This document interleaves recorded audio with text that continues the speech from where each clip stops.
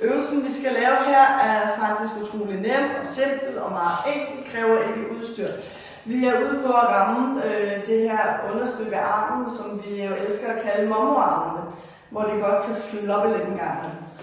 Og den er simpelthen så simpel, så at det handler om at stå og få cirkuleret sine arme lidt rundt. Simpelthen få gang i armene. Og det her, det råder jeg til, at man kan gøre et lille minuts tid under sin træning, eller til starten af træning, eller det program, som øvelsen er lagt ind i. Det er en super fin øvelse, og det kan være, hvis du har en træt skulder, at du kan fornemme, at det siger lidt knæk, så kan man jo køre modsatte vej og håbe på, at det er bedre den vej. Og i hvert fald bare få kørt godt rundt. Man kan mærke op i skuldrene efter noget tid, at det faktisk bliver lidt hårdt at holde armene ude. Så du skal blive ved i det her minut, den er sat til.